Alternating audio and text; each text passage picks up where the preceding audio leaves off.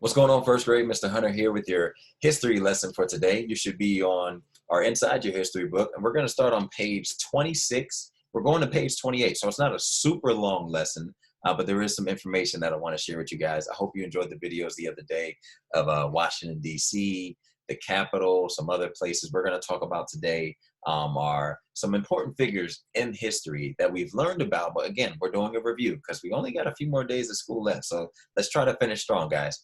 All right, so I want you guys to think about this. What is a patriot? Does anybody know what a patriot is? Well, we're going to talk about that today. A patriot, I'm going to give you the definition. A patriot is a person who supports their country and is prepared to defend it against enemies. A patriot is a person who defends their country and is prepared to defend it against enemies. So most of these patriots, they're people who want to fight for the country, to protect it.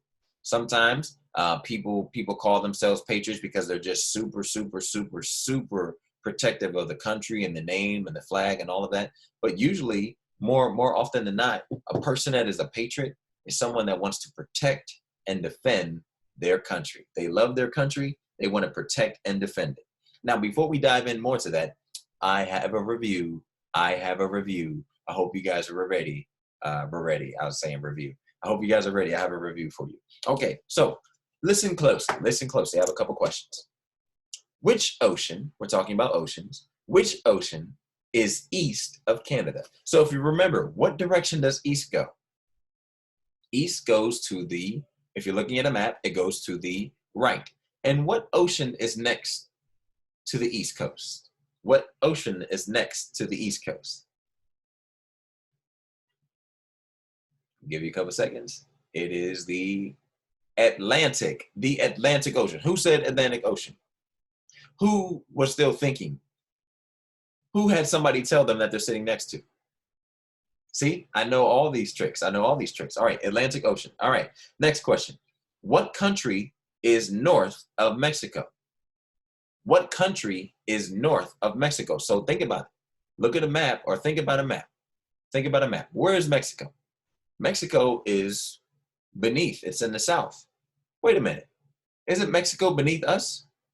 Mexico is south of us. So where do we live? If we're in Mexico and we go north, where are we going to hit? The United States. The answer is the United States of America. Think about it. The United States is in the middle. Mexico is in the south. So if you have to go north from Mexico, you're going to go to the United States, which is where we live. So you have to think about that. All right, going back to the first question. What ocean is on the right of the map? It's east of Canada. Canada is in the middle. Where's it going east? To the right. The Atlantic Ocean, all right? Where would you go if you went north from Mexico? If you were in Mexico and you went north, you would go to the United States. Okay, now, what country is north of the United States? We're here in America right now. If we went north, what country would we go to? I'll give you a hint. It's in the first question that I asked. Starts with a C. Canada. All right. And I want to ask you guys a question. There's a state. It's very big. It's in the north. And it is the farthest state in the north that you can go to from the United States. It's the farthest state in the north. It starts with an A. It's pretty cold there.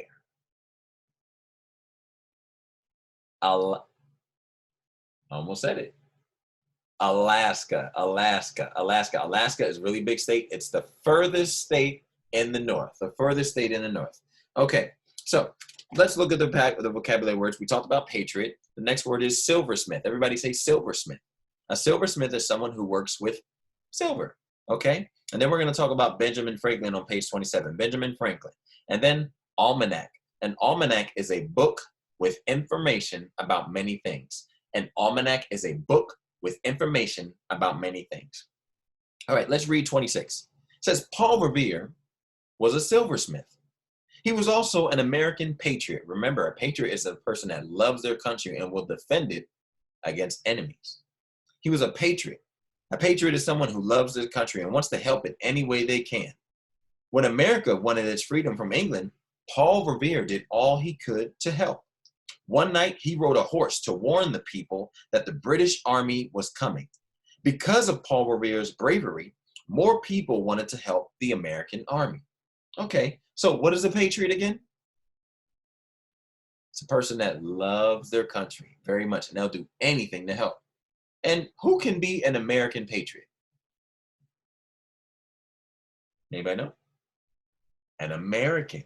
Only an American can be an American patriot, okay? And then how did Paul Revere help? How did Paul Revere help?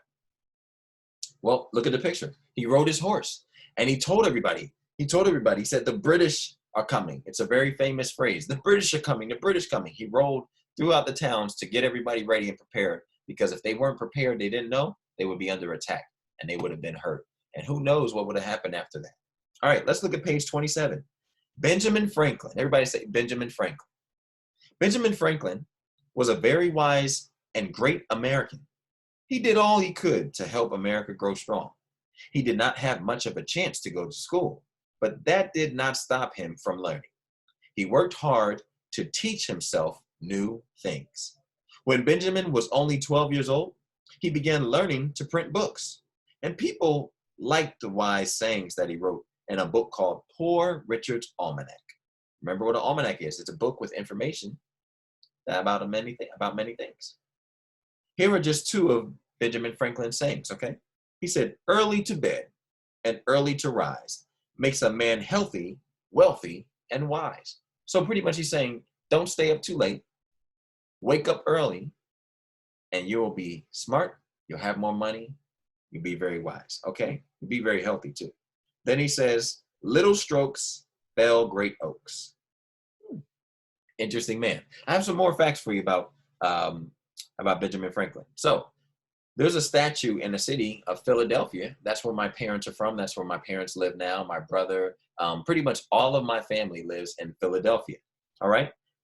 He was from Philadelphia, Benjamin Franklin. There's a big statue.